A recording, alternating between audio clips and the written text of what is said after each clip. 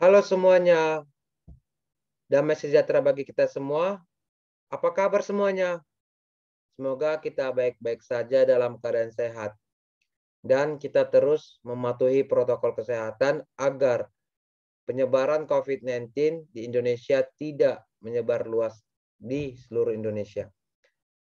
Di sini saya akan menjelaskan perilaku konsumen. Sebelum itu, perkenalkan nama aku Ruben Sehat Utahayan, NPM 20822 0071.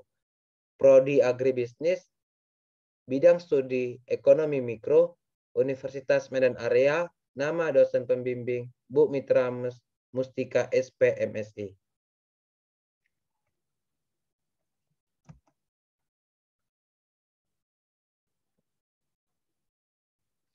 Perilaku konsumen adalah proses dan aktivitas ketika seseorang berhubungan dengan pencarian, pemilihan, pembelian, penggunaan, serta mengevaluasikan produk dan jasa demi memenuhi kebutuhan dan keinginan. Perilaku konsumen merupakan hal-hal yang mendasari konsumen untuk membuat keputusan pembelian. Teori pasar. Pasar pada masyarakat Bagan Batu mempunyai peranan penting yaitu sebagai pusat kegiatan ekonomi dan pusat kebudayaan. Sebagai pusat kegiatan ekonomi, pasar merupakan tempat bertemunya antara produsen atau pedagang dan konsumen atau pembeli. Melalui pasar, masyarakat dapat memperoleh kebutuhan produksi seperti modal, peralatan, dan tenaga. Di bidang distribusi, pasar mempunyai pemasaran dalam menyebarluaskan barang-barang hasil produksi yang dibutuhkan masyarakat. Metode.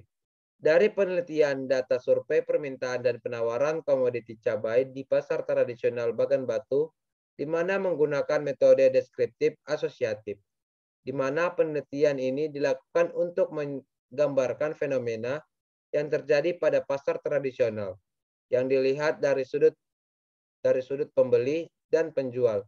Dan kemudian disusun sebuah model pengembangan pasar yang berbasis pada perilaku konsumen. Penelitian ini dilakukan di Kota Bagan Batu dengan mengambil lokasi di Pajak Baru dengan waktu penelitian selama 2 minggu. Populasi dalam penelitian ini adalah pembeli dan pedagang dengan perincian sampel sebagai berikut. 1. Pembeli diambil sebanyak 3 pembeli yang berbelanja di Pajak Baru. 2. Penjual diambil sebanyak 3 pedagang yang berjualan di Pajak Baru. Di mana penelitian ini dilakukan data survei langsung mengenai permintaan dan penawaran komoditi cabai. Hasil penelitian. Identitas responden pembeli pertama. Nama, Opung Nopal, alamat Jalan Kapuas, jenis kelamin perempuan, usia 53 tahun, pendidikan terakhir SD, pekerjaan pedagang gorengan, posisi dalam kepala keluarga, jumlah anggota keluarga 4 orang. Bisa kita lihat bahwa dari hasil data survei Opung Nopal mengenai permintaan cabai, dengan hasil kalau komoditi cabai tidak melakukan pembelian cabai setiap hari. Karena setiap pembelian Opung Nopal hanya membeli 1/4 kilo. Jika dalam 1 bulan hanya 3 kilo, Opung Nopal membeli cabai di pasar tradisional dengan harga cabai 1 kilo sebesar 45.000. Jika cabai mengalami kenaikan, Opung Nopal tersebut tetap membeli cabai karena responden bilang cabai tersebut merupakan kebutuhan pokok dalam keluarga mereka. Bisa kita lihat harga barang yang apa saja yang dibeli dari Opung Nopal beserta pendapatan dari Opung Nopal. Identitas responden penjual pertama. Mengenai penawaran cabai dari Bu Lisda Saragi bahwa dia tidak menjual komoditi cabai setiap harinya. Karena setiap penjual atau yang disediakan setiap hari itu 3 kilo. Responden membeli komoditi cabai dari Kaban Jahe dan Brastagi. Responden membeli harga cabai dari pemasok sebesar 25.000 per kilo. Walaupun harga cabai mengalami kenaikan harga.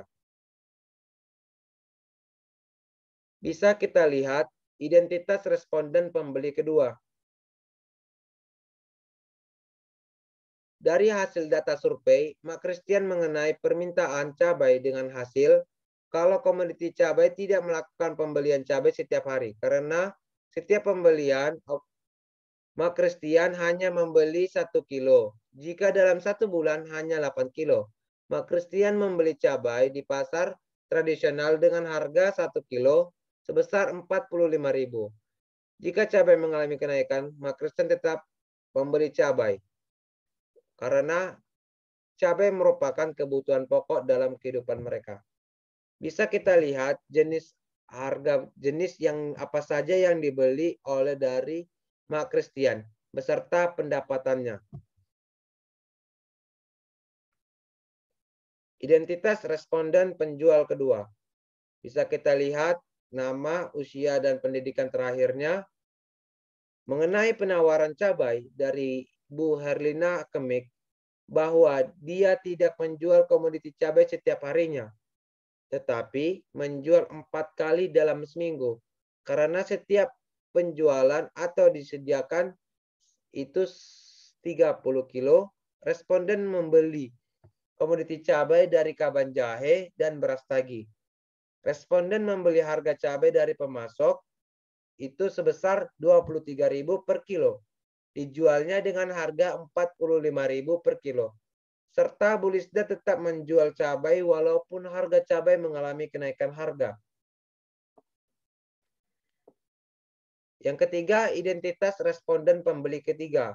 Bisa kita lihat nama, alamat, jenis kelamin, usia, pendidikan terakhir, pekerjaan, posisi dalam keluarga, dan anggota dalam keluarga dari Ibu D. Sidauro.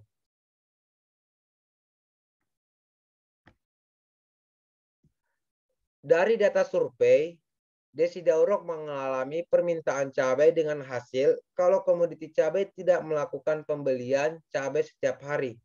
Karena setiap pembelian, Ibu Desi Daurok hanya membeli setengah kilo. Jika dalam 1 bulan hanya 3 kilo, Ibu Desi Daurok membeli cabai di pasar tradisional dengan harga 1 kilo sebesar 40.000. Jika cabai mengalami kenaikan, responden tersebut tetap membeli walaupun cabai naik. Dan cabai merupakan salah satu pokok kebutuhan dalam hidup mereka. Dan bisa kita lihat barang apa saja yang dibeli dari Ibu Desi Daurok selain membeli cabai. Beserta pendapatannya bisa kita lihat di slide ini. Nah, ini adalah identitas responden penjual ketiga. Bisa kita lihat nama, umur, pendidikan terakhir dari Ibu Big Nova Borusitepo. Mengenai penawaran cabai, Big Nova hanya tidak menjual komoditi cabai setiap harinya, tetapi menjual 3 kali dalam seminggu. Karena setiap penjualan atau disediakan sehari itu 20 kilo, responden membeli komoditi cabai dari Kaban Jahe dan beras tagi. Responden membeli harga cabai dari pemasok sebesar 26.000 per kilo. Dijualnya dengan harga 45.000 serta Bu Lisda tetap menjual cabai walaupun harga cabai mengalami kenaikan harga. Nah, di sini kita lihat bahwa saya sudah membuat kurva permintaan. Bisa kita lihat bahwa nama responden pembeli itu yang pertama Opung Noval, Ibu Desi Daurok, dan Ibu Mak Christian. Beserta ini pendapatannya yang saya jumlahkan dan saya kurangi dari pengeluaran. Bisa kita lihat. Nah, ini adalah kurva penawaran.